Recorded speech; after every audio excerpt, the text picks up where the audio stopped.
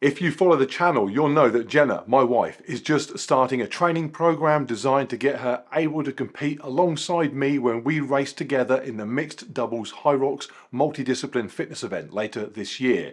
But let's not worry about what is to come. Today's video is about where we are right now, because one of the reasons that Jenna has started doing any sort of training at all is because we thought it would be interesting to show that you can take somebody who is not fit, doesn't exercise, and over a pretty short period of time get them faster, stronger, healthier.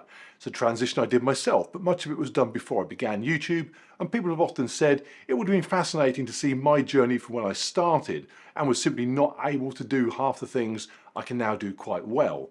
The problem is that some have suggested Jen is not going to be a good example of this because she's already in great shape. And I have to keep explaining that you mustn't mistake simply not being overweight, your shape, with being exercise fit. Having a certain look might be great for Instagram, but it doesn't correlate with physical performance, at least not in the way many fitness influencers would have you think. And so tomorrow, Jen and I are going to go and get tested using science. Science doesn't care what social media thinks is the right look. When science checks your cardiovascular abilities, it isn't bothered whether you look jacked pulling a rope or whether you look great sat beside the pool on holiday. Science cares only about science. So I'm going to take you through our results when we have them, and hopefully this video will then demonstrate that A, Jenna is a beginner and will struggle with classic beginner problems irrespective of how she looks. And B, I was flexing so hard I nearly passed out, but I nailed that rope pool photo.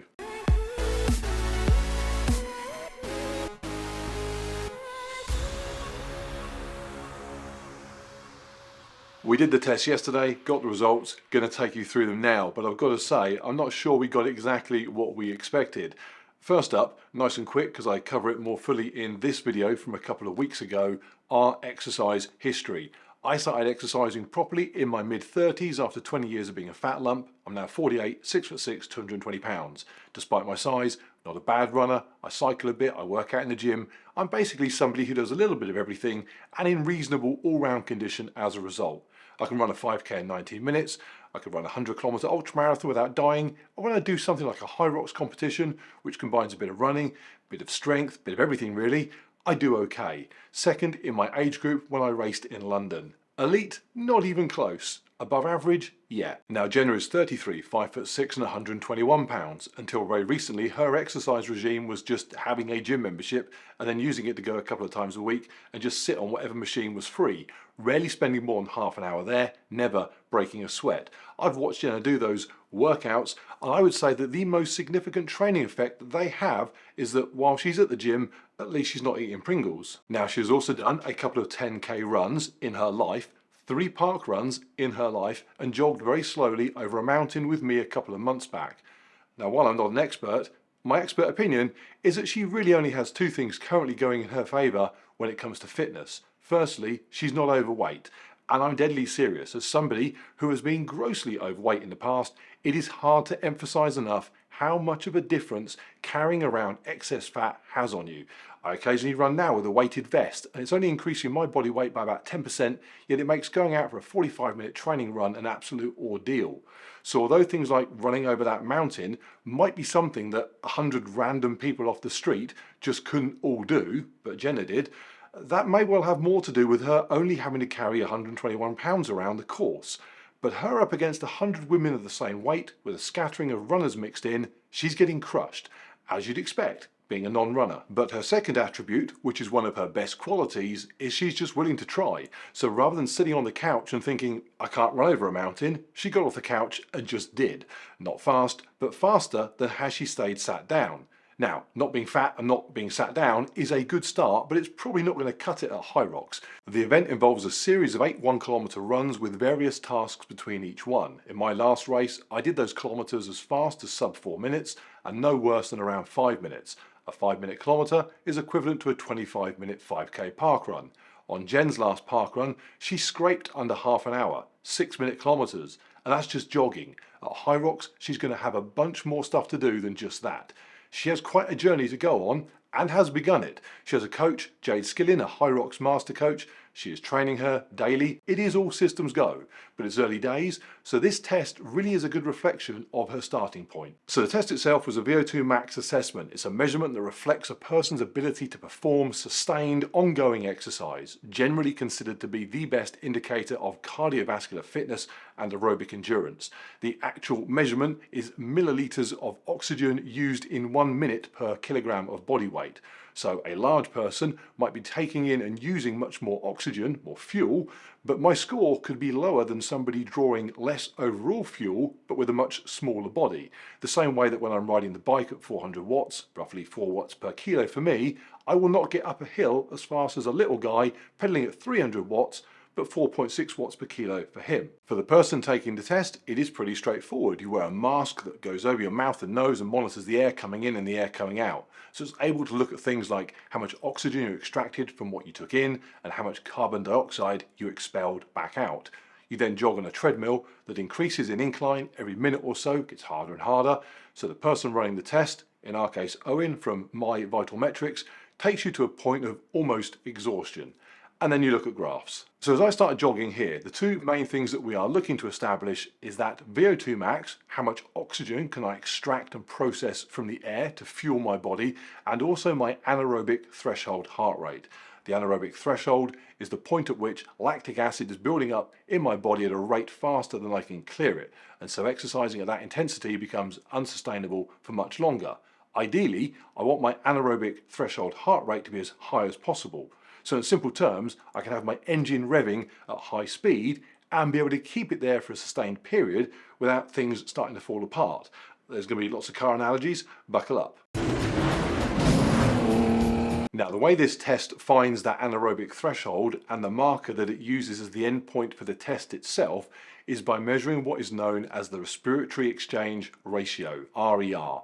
Sounds complicated, but basically when your body is burning fat, the ratio of oxygen required to burn it versus the carbon dioxide produced from burning it is 0.7. But in contrast, when your body is burning carbohydrates, you require the same amount of oxygen to burn those carbohydrates as the amount of carbon dioxide is produced from burning them. So the ratio is 1:1. When I start off jogging, quite gently, my body is burning a mixture of fat and carbohydrate, mostly fat, and that provides sufficient energy for the task at hand, and a respiratory exchange ratio, RER, of about 0.78, mostly fat burning. I have plenty of that, so I could keep going all day. On the performance graph, we can see that demonstrated as my rising heart rate. Here, there's a bit of nervous adrenaline before the test kicked in, and then the green line, oxygen uptake, being above the red line, carbon dioxide. The ratio of those two being about 0.78. When they cross and separate in the opposite direction, we've gone past the ratio of 1. So as things get more intense, my body starts to shift towards burning carbohydrates more, which, given they burn at that 1:1 ratio, is a more efficient fuel source. So you can see why your body would prefer that, given a more immediate demand being placed on it. There will come a point where my body is burning only carbohydrates. I am at the limit. I can't be wasting oxygen on something that only gives a 0.7 return. I need that 1:1 efficiency, and then the RER figure passes 1, the lines cross, the test winds down.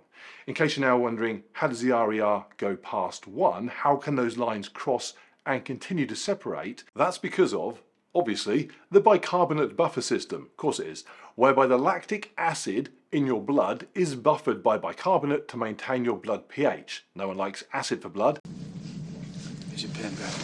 And as a resulting byproduct of that, carbon dioxide is released from the process, and that, in addition to that generated from the aerobic process, gives you that figure above 1. It's a very uncomfortable place to be. That desire to gasp for air when you're aerobically exhausted is more about your body's desperation to shift excess carbon dioxide from your lungs than to draw more oxygen in. It's the same as holding your breath. That desperate desire to breathe is caused by needing to shift out the buildup of CO2. Now, my test went pretty much to plan. Running with that mask on is a bit disconcerting. You can't see down, it's blocking your field of view. So if you're used to running on a treadmill and knowing where you are in relation to the treadmill by being able to see the control panel and the handles and so on, that's taken away from you. I was trying to fix on a spot on the wall in front of me, but it still felt a bit weird. But overall, it's jogging on a treadmill. At the point where the test did stop and my lines crossed over, beyond that RER of 1, I felt exerted, but not claps on the floor exerted. I will routinely push myself in training to the point of having to literally lie down. That's not a measure of how fit I am at all, it's just a measure of my tolerance, I guess, for what you would really regard as feeling lousy.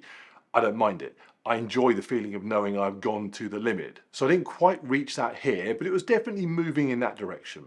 So what do we learn from my results? Well, I have a VO2 Max score of 61.5. Interestingly, that's within a couple of points of what my Garmin watch has always predicted my VO2 Max to be.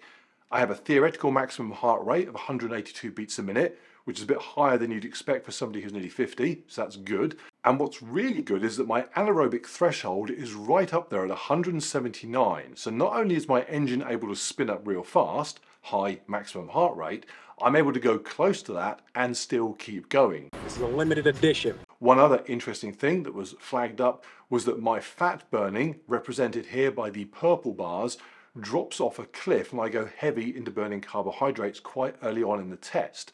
The advice that I was given was to try and spend more time in training at around the 160 beats per minute rate, that's my zone 2, in order that my body becomes better at utilizing fat at that intensity.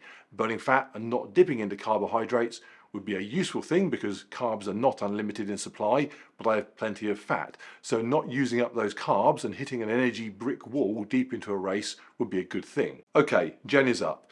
And this is where it gets interesting because this test is not just physical. Mentally, you've got to give it your all.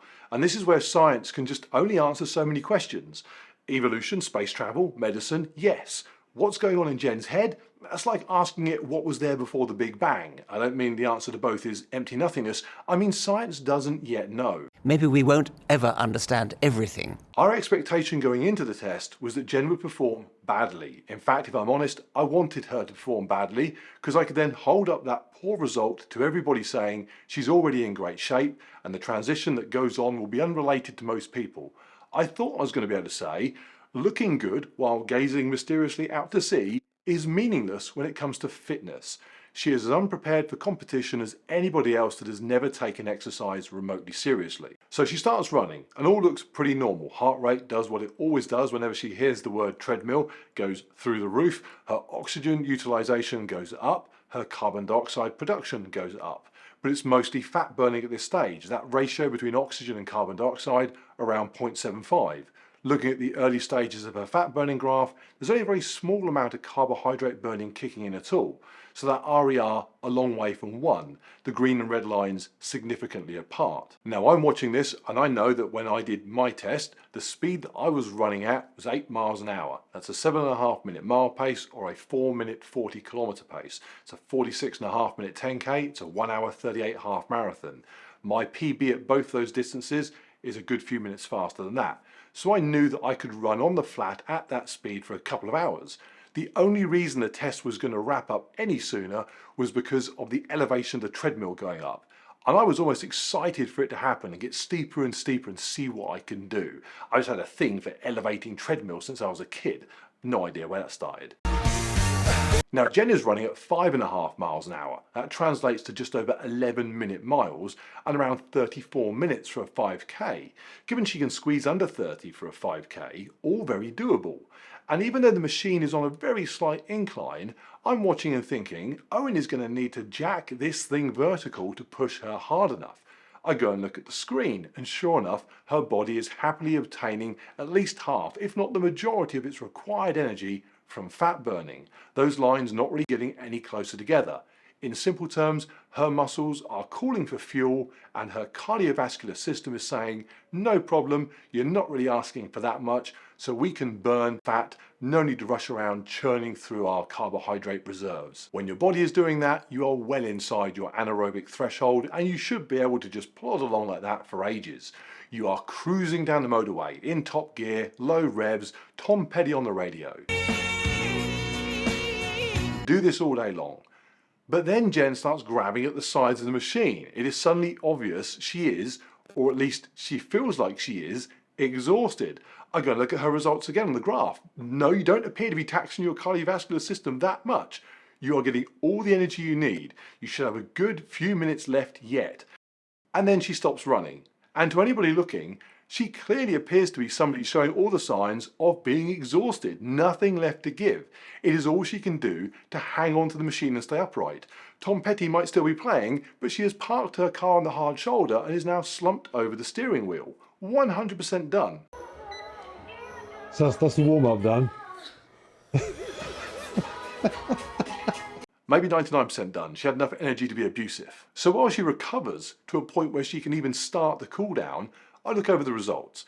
And she never reached the point where her RER was 1. She never stopped burning fat as a fuel source, never got to that anaerobic threshold, never got close to using up all of her carbohydrate reserves, although for some strange reason still felt the need to restock them immediately on the train going home.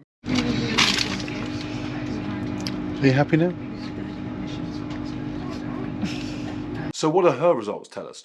Well, it is possible to run some of the predictions of the numbers that were achieved. The theoretical maximum heart rate would have been 174, lower than is ideal for somebody of her age, but that's indicative of somebody that hasn't trained much, doesn't have much training experience. It'll be interesting to see if that rises. It certainly should do.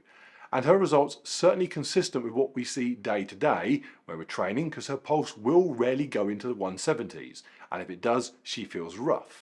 But we could also see that her VO2 max itself is good, 53.6. Despite stopping the test when she did, her cardio system was having no real problems supplying oxygen.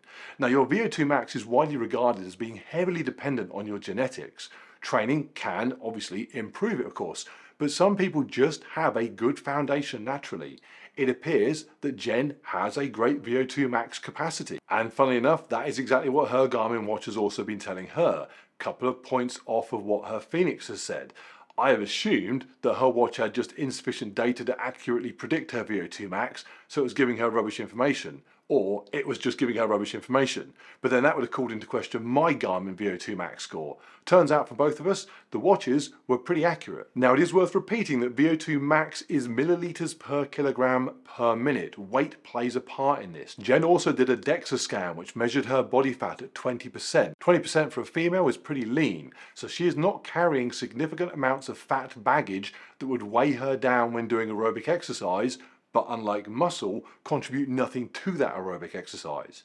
If she put on 10% more body fat, she'd still fall inside healthy limits, but her VO2 max score would now be 10% worse. While she undoubtedly does have great aerobic genetics, she gains significantly by also being a very efficient weight.